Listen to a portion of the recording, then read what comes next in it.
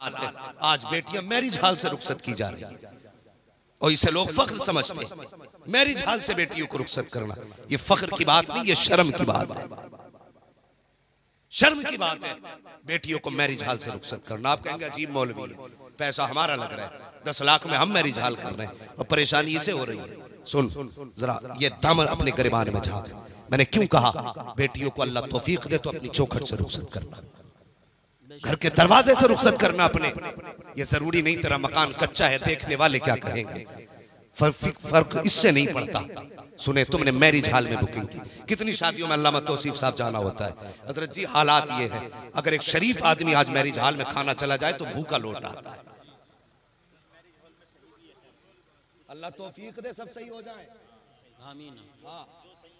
हजरत जी marriage हालों की जिम्मेदारी नहीं है, जिम्मेदारी उनकी है जो कर रहे हैं। जमीन सारी अल्लाह की है, मगर ये किसी से कहती तो नहीं कि तू खड़े होकर खा, तू बैठ के खा। ये तो हमारी अपनी जिम्मेदारी है ना, हमें कैसे खिलवाना है।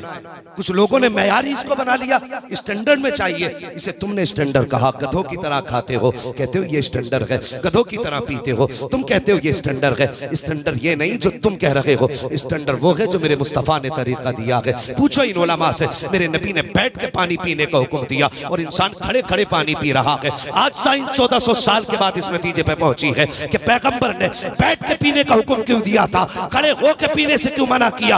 आज साइंस को पता चला है 1400 साल के बाद जो पैगाम नबी ने 1400 साल पहले दिया था, ये आज कह रहे हैं अगर खड़े होकर पानी पियोगे तो गुर्दे भी जाएंगे, मैदा भी जाएगा।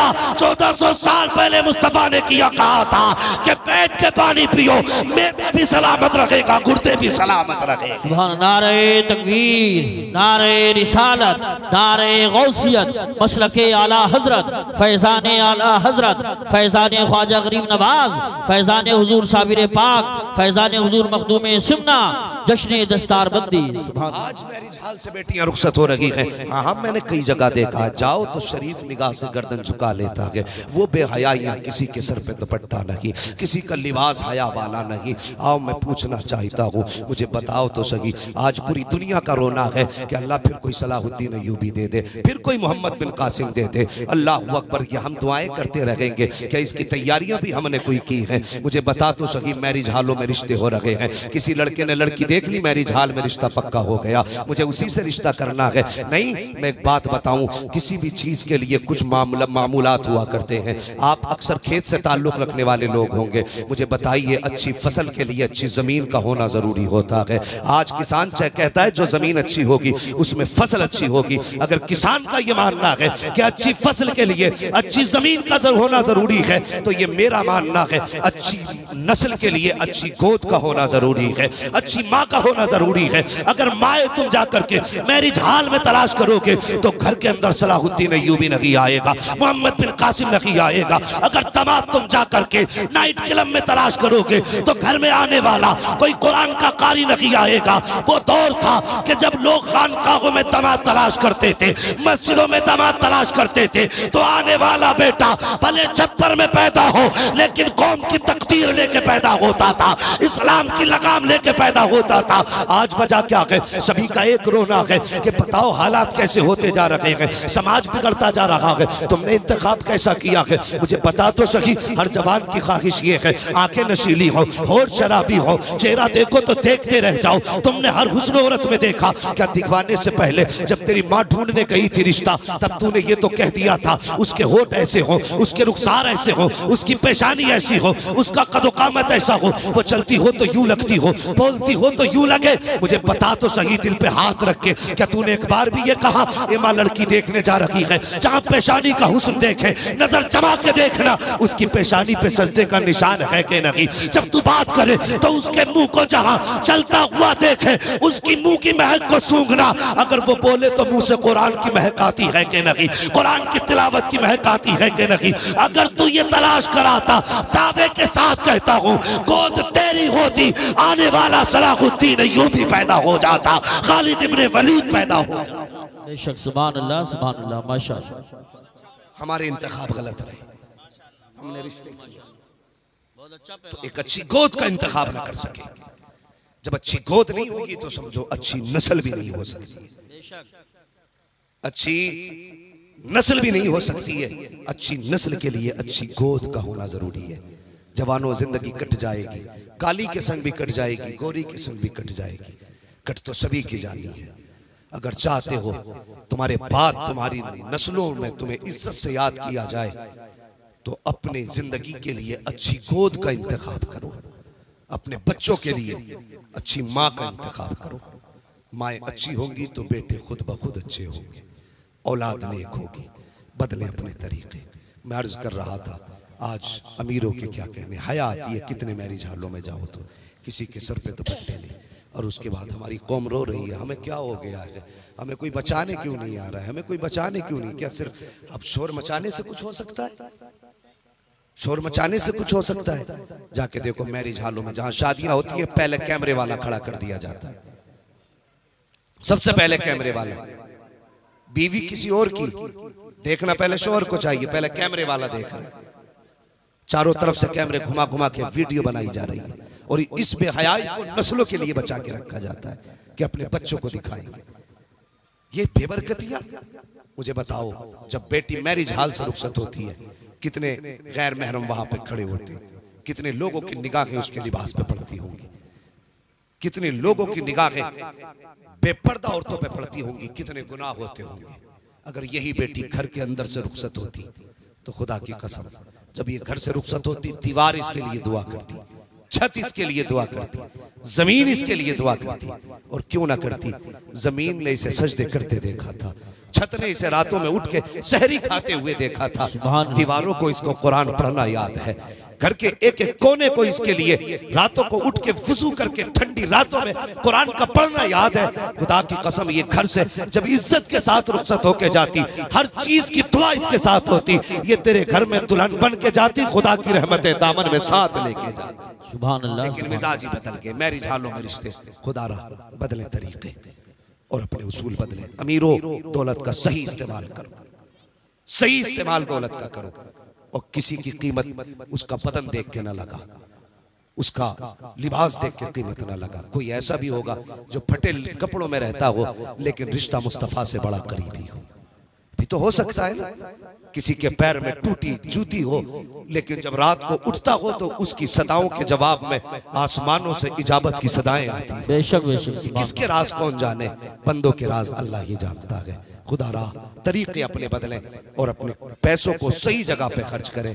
एक तरीका हमने देखा है, हमारा उसूल देखिए, जन्नत में जाना चाहता है हर बंदा, हर शख्स चाहता है ना जन्नत में जाए। जितने लोग चाहते हैं जरा बता दे हाथ उठा के, कितने लोग जाना चाहते हैं? माशाअल्लाह सभी जाना चाहते हैं। अल्लाह सलामत रखे और आज की रात के सदके में अल्लाह सबको जन्नत अता फरमा, आमीन। सबको जन्नत अता फरमा दे। मैं एक बात कहता हूँ अक्सर, जिसके पास करोड़ों लाखों रुपया है मगर अगर वो उसने बेटे को डॉक्टर भी बनाया, इंजीनियर भी बनाया, मास्टर भी बनाया, कलेक्टर भी बनाया, अगर कुरान का कारी ना बनाया तो मैं कहता हूं बड़ी बेबसी की मौत मरा है वो, बड़ी बेबसी की मौत मरा है वो शख्स। उसकी वजह देखे, जिंदगी के आखिरी लम्हात में हर इंसान चाहता है कि रूह सुकून से निकल जाए। बेशक। हर इंसान चाहता है कि आसानी के साथ मरे, लेकिन हमने बेटों को कारी नहीं बनाया। जब सांस अटकती है ना तो कोई गिलास लेके भाग रहा है, हाफिज जी से पानी पड़वा लो। कोई हाफिज जी को तलाश करने जा रहा है कि चलो अब्बा की तबीयत ठीक नहीं है, चल के यासीन पढ़ दो। अल्लाह अकबर। अगर हाफिज ना मने, ना मिले और पानी ना मिल सके, कितनी बेबसी की मौत इंसान मरेगा। मुझे बताओ तो सही, मैंने पहले बात कही थी, हमने अमीरों को आईसीयू में ऐसे हाल में पड़ा देखा है कि कोई पानी पिलाने तक नसीब नहीं होता है। और खुदा के वास्ते अपनी आखिरत का इंतजाम जीते जी कर जाओ, अपनी जिंदगी में आखिरत का इंतजाम कर जाओ। आज 40वां हो तो इतने लंबे लंबे थाल सजाए जाते हैं। जब पूछा जाए ये किस लिए, तो कहता है ये सब अब्बा को पसंद था, पान भी अब्बा को पसंद था, मीठा भी अब्बा को पसंद था, ये सब्जी अब्बा के पसंद की थी, सारी चीजें 40वें में लगाई जा रही है। मुझे बता तो सही, मरने के बाद इतना ख्याल बाप की फिक्र का, क्या जिंदगी में भी उनका ख्याल इतना किया हमने? कभी ख्याल आया मेरे बाप को कौन सा फल पसंद है? कभी याद आई मेरी माँ को कौन सी चीज ज्यादा पसंद थी? मरने के बाद इसलिए तबाक सजाए जाते हैं ताकि ये समाज देख ले इसे बाप से कितना प्यार है। उनके जीते जी हम कुछ ना कर सके, उनके मरने के बाद तबाक सजाए जा रहे हैं। अल्लाह अकबर। उससे पहले एक बात क्या की जाती है, इधर इंतकाल होता है। हमारी कौम भी बड़ी सीधी कौम है, जिधर एक चलता उधर को सब चल दिया करते हैं, भेड़ की चाल चला करते हैं। बाप का इंतकाल होता है तो मिजाज हमारे मुआशरे का, सबसे पहले गए मस्जिद से पेटी उठा, दुकान से पेटी उठाई पारों की, मस्जिद में ला के रख दी। किस लिए? ताकि लोग इसे पढ़ें, अब्बा की रूह को सवाब मिले। कभी मस्जिदों में जाके देखा करो कितनी पेटियां रखी हुई हैं, रख के उन पे गर्द चढ़ रही है। आज कोई उन पारों की गर्द साफ करने वाला नहीं है। कितनी पेटियां रख के जंगालूद हो गई है, कोई आज उन पेटियों को खोलने वाला नहीं है। हमारी मस्जिदों के अंदर पेटियों के तो ढेर लगे हैं, लेकिन कोई कुरान पढ़ने वाला नहीं है। ओ खुदा के बंदे, अगर जन्नत में जाना चाहता है, बाप को बख्शवाना चाहता है, तो सबसे पहला काम तो ये कर, अगर घर में बाप का जनाजा पड़ा है और तेरे चेहरे पे दाढ़ी नहीं है, बाप को बख्शवाना चाहता है, उसके जनाजे के आगे खड़ा हो, कहते या अल्लाह मेरा बाप कब्र में जा रहा है, मैं इसके लिए तुझे गवाह बनाकर आज ऐलान करता हूँ, जब तक जीऊंगा मुस्तफा की सुन्नत चेहरे पे सजाता रहूंगा। सुभान अल्लाह माशाअल्लाह। ये ऐलान आप कर देंगे, उस दिन खुदा की कसम तेरी दाढ़ी की बरकत से अल्लाह तेरे बाप की मगफिरत फरमाएगा। बेशक बेशक। सुभान। दूसरी बात, अगर चाहते ही हो मरने वाले को सवाब मिले तो सुनो, बाप का इंतकाल हो, दफन करें उसको, या दफन से पहले जब आपको वक्त मिले, अल्लाह तौफीक दे तो कभी मदरसे जाए, मदरसे के मोहतमीम से पूछें, अगर चाहते हो ना तुम्हारा अपना जन्नत में जाए, उससे जाके पता करें कि हम मदरसे में बच्चे जो पानी पीते हैं वहां किसी फ्रिज का इंतजाम है कि नहीं। हम हालात देखें अपने, हमारे बच्चे फ्रिज का पानी पीते, वो भी फिल्टर।